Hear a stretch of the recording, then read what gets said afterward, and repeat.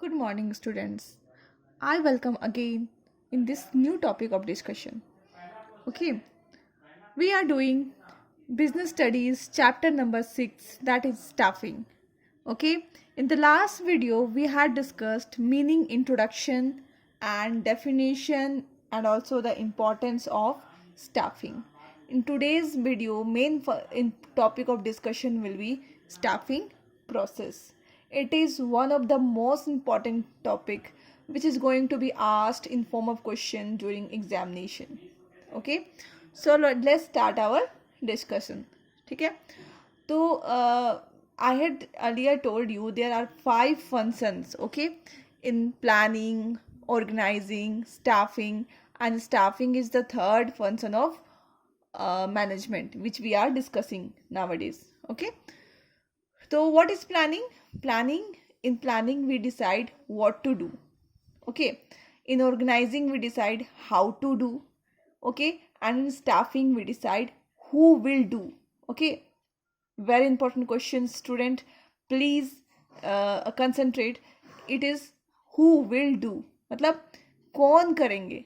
Okay, तो यहाँ पे हम लोग उसका आंसर ढूंढते हैं who will do. ठीक है, तो हम लोग एक किसी भी ऑर्गेनाइजेशन का जो मैन पावर होता है या फिर बोल दो कि ह्यूमन रिसोर्स होता है या फिर एम्प्लॉयज़ होते हैं, दे विल डू. ओके, तो in staffing what we do, we recruit them, we find out them and we welcome in our organization or we post in our organization. ठीक है, तो मेनली स्टाफिंग में मतलब होता है कि हम लोग एलिजिबल पीपल को ढूंढते हैं और अपने स्टाफिंग में उसको रिक्रूट कर लेते हैं. ठीक है, तो उसी को हम लोग क्या बोलते हैं in simple language, staffing. And in very simple language we say putting right people in a right place, placing right people in a right job. Okay, मतलब सही जगह पे सही पर्सन्स को बैठा देना ही क्या है, स्टाफिंग. ओके, और हम लोग अभी देखेंगे स्टाफिंग प्रोसेस. ये देखिए आपके सामने स्क्रीन पे मैंने लिखा हुआ है. नोट्स तो ऑलरेडी आपको प्रोवाइडेड है, that is why I am just writing the headings and I will explain it. Okay, mainly staffing process के 5 स्टेप्स होते हैं. ओके, 5 स्टेप्स होते हैं एंड ऐसा नहीं है कि आप एक स्टेप यहाँ लिख दो तो दूसरा स्टेप इसको लिख दो. Okay, they must be in a sequence, इसी सीक्वेंस में होने चाहिए. Okay, this is also a important thing you should know. First is estimating man power requirement. Okay, man power requirement एक सिंपल सा मैं एग्जाम्पल दे रही हूँ, थोड़ा सा बीएसटी से हट करके, आप बस समझो उसको. मान लो एक खेत है. ओके, इतनी इतनी बड़ी सी खेती है, खेती की ज़मीन आप जानते हैं ना, वैसी ज़मीन है. ठीक है, उस किसान का एक किसान है, इस लैंड का ऑनर भी है और वो किसान भी है. ओके, उसको अपनी ज़मीन के लिए 2 वर्कर चाहिए. ठीक है, तो ये किसान को पता है कि इस छोटी सी ज़मीन को अगर इस पे फसल उगाना है तो उसको 2 ही वर्कर चाहिए. ओके, 2 वर्कर चाहिए. ठीक है, और मान लो अगर यहाँ पे 4 वर्कर की रिक्रूट कर दिया जाए तो ये किसान क्या करेगा, इसके लिए मना कर देगा. ओके, तो इसी को बोलते हैं एस्टिमेटिंग मैन पावर रिक्वायरमेंट. मतलब ये जो ऑनर होता है उसको पता है कि ये इस काम को करने के लिए मुझे कितने वर्कर की ज़रूरत है. ठीक है, तो यहाँ पे भी वही होता है. सबसे पहला जो हमारा फंक्शन है उसमें भी यही होता है कि हम लोग एस्टिमेट करते हैं. हमारा स्टाफिंग प्रोसेस जो है इससे बिगिन होता है, इस सेंटेंस से बिगिन होता है कि हम लोग एस्टिमेट करते हैं. एस्टिमेट करना मतलब फाइंड आउट करना, जस्ट कैलकुलेट करना. ठीक है, कि what is the number and type of employee we are required. मतलब हमारा जो number and type of employee needed by the organisation, मतलब हमें कितना एम्प्लॉई हमें चाहिए हमारे ऑर्गेनाइजेशन के लिए. एंड इसके बाद ही उस पर कौन कौन सा टाइप होना चाहिए. ओके, मान लो टाइप कहने का मतलब यहाँ पे है कि क्वालिफिकेशन या फिर एजुकेशनल बैकग्राउंड हम लोग जो बोलते हैं वो अपॉइंटमेंट करते समय हम लोग जैसे ही सीट वैकेंट होता है हम लोग सोच लेते हैं कि इसमें चलो भाई इसमें एमबीए किए हुए पर्सन को हम लोग बैठाएंगे, तो this is type. Okay, this is type. And number of employee की मैं जब मैं बात कर रही हूँ उसका मतलब ये है कि सपोज एक ऑर्गेनाइजेशन है, उसको 10 एम्प्लॉयज़ चाहिए, तो number will be 10। Okay, and अगर मैं टाइप ऑफ एम्प्लॉयज़ की बात करूँ तो टाइप का मतलब होता है कि कौन से टाइप का चाहिए, मतलब उसकी क्वालिफिकेशन कितनी होनी चाहिए। एजुकेशन, मान लो एक चपरासी हमें रखना है, ठीक है, तो ज़रूरी नहीं है कि वो ग्रेजुएट हो, वो 10th पास कर ले तो भी बहुत है। ओके, तो और क्वालिफिकेशन जो हमें चाहिए होता है वो हर एक ऑर्गेनाइजेशन का, या तो बोलो कि हर एक पोजीशंस के लिए डिफरेंट डिफरेंट होता है। ओके, तो हमें यही अपॉइंट करना, ये असेस करना पड़ता है कि हमें क्या चाहिए, ठीक है, कितनी नंबर ऑफ एम्प्लॉयज़ चाहिए, उनका टाइप क्या होना चाहिए। ओके, तो ये तो हुई पहली बात। अब दूसरी ये है कि यहाँ पे हम दो चीज़ एनालाइज करते हैं। पहला है कि वर्कलोड एनालिसिस एंड दूसरा है कि वर्कफोर्स एनालिसिस। ओके, तो हम लोग पहला अभी डिस्कस कर लेते हैं कि वर्कलोड एनालिसिस क्या होता है। ओके, वर्कलोड एनालिसिस होता है कि वही फाइंड करना कि नंबर कितना चाहिए हमें, नंबर ऑफ एम्प्लॉई हमें कितनी चाहिए, एंड उसके टाइप क्या होना चाहिए, ठीक है, और हमारा ऑर्गेनाइजेशन स्ट्रक्चर कैसा है, इसमें हमें कितने नंबर ऑफ एम्प्लॉयज़ चाहिए और उसका क्या टाइप होना चाहिए। बस हम लोग ये जो एनालाइज करते हैं उसी को बोलते हैं वर्कलोड एनालिसिस। अब वर्कफोर्स एनालिसिस क्या होता है, आपको दिखाई नहीं दे रहा शायद। वर्कफोर्स एनालिसिस क्या होता है? वर्कफोर्स एनालिसिस हम लोग कह सकते हैं कि हम लोग एस्टिमेट करते हैं कि हमारा जो जॉब पोजीशन है हमारे ऑर्गेनाइजेशन में, या तो वो ओवरबर्डन्ड है या फिर अंडरबर्डन्ड है। मतलब कि उसमें ज़रूरत से ज़्यादा एम्प्लॉई हैं। ये देखिए यहाँ पे मैंने आपको किसान का एग्जांपल दिया था ना, अगर मान लो हम लोग यहाँ पे 4 पीपल लगा देंगे तो ये फटाक से बोल देगा कि नहीं हमें सिर्फ 2 की चाहिए, क्योंकि अगर 4 होगा तो क्या हो जाएगा, ओवरबर्डन हो जाएगा। इसी को बोलते हैं हम लोग ओवरबर्डन्ड, मतलब ज़रूरत से ज़्यादा हो जाएगा। ओके, और अगर हम लोग यहाँ पे 2 की जगह में 1 कर देते हैं, अगर 1 वर्कर प्रोवाइड करते हैं इस किसान को, तो ये बोल देगा नहीं वो तो अंडरबर्डन्ड हो जाएगा, मतलब ज़रूरत से ज़्यादा कम हो जाएगा।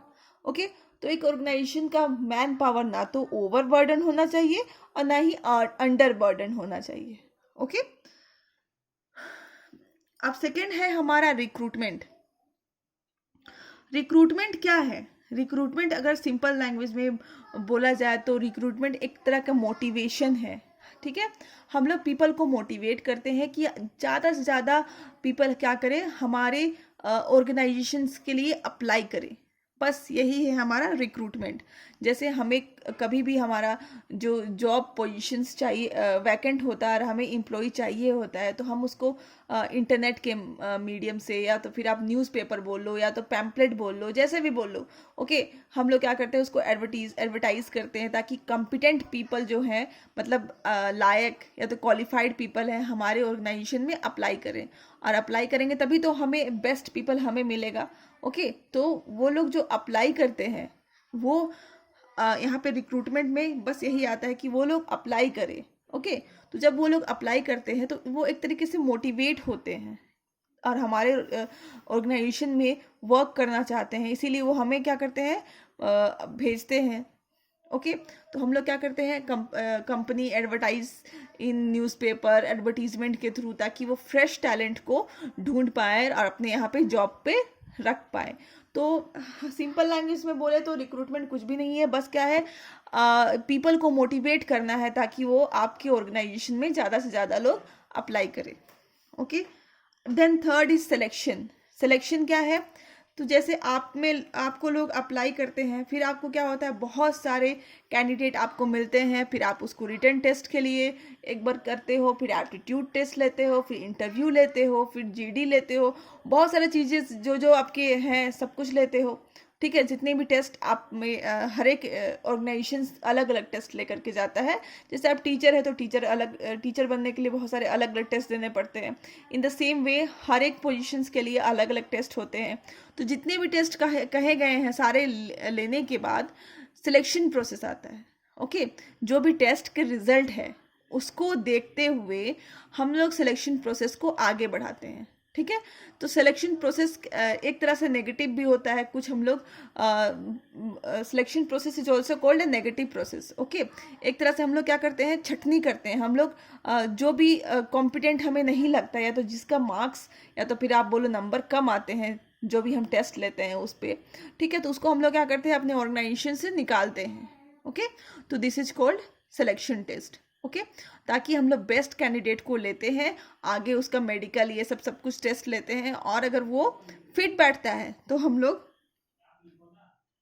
ये फोर्थ की तरफ जाते हैं, प्लेसमेंट एंड ओरिएंटेशन।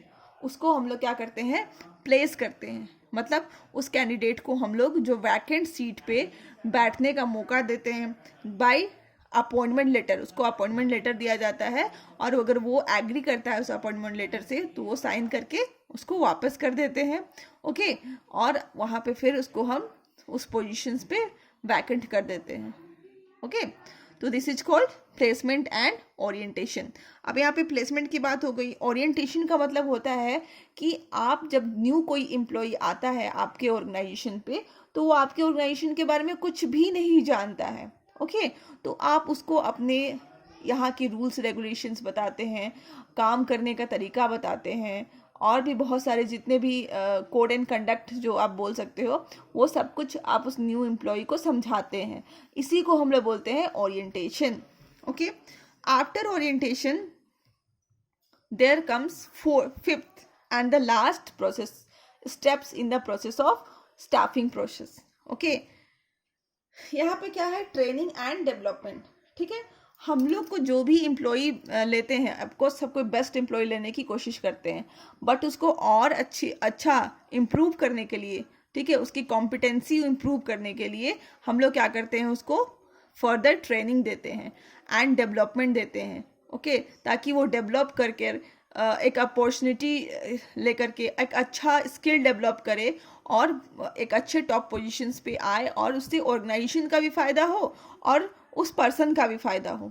ठीक है, तो आप बोल सकते हो training and development not only motivate employees but this improve efficiency of work also. यहाँ तक कि ट्रेनिंग और जो डेवलपमेंट होता है वो पीपल को दिया जाता है, उससे वो लोग मोटिवेट तो होते ही हैं, बल्कि इसके बाद भी और क्या होता है, ऑर्गेनाइजेशन को अपना बेस्ट देते हैं।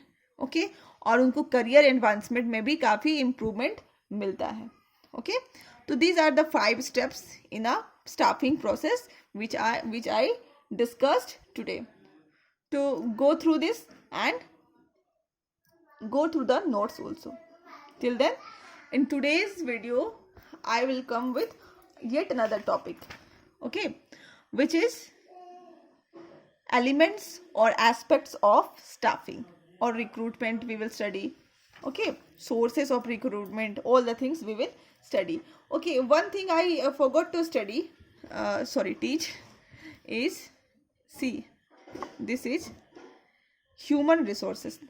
There is a topic in your book which is called, what is the relation between staffing and human resource management?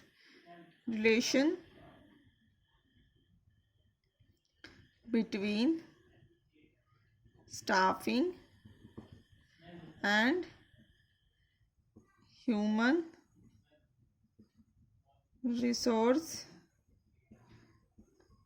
Management. Okay, तो हम लोग बोलते हैं कि स्टाफिंग और ह्यूमन रिसोर्स मैनेजमेंट में क्या रिलेशन है। ओके, तो अगर हम मान लो ये जो पूरी चीज़ है वो हम लोग मान लेते हैं ह्यूमन रिसोर्स मैनेजमेंट है, तो इसका एक छोटा सा हिस्सा को हम लोग क्या बोलेंगे, स्टाफिंग बोलेंगे। मतलब human resource management is wider in sense and staffing is narrow in scope और narrow in sense. Okay, human resource management is so wide that it includes staffing also in it. Okay, so this was the topic of discussion for today, and after this I am ending this video here only. Thank you and keep learning.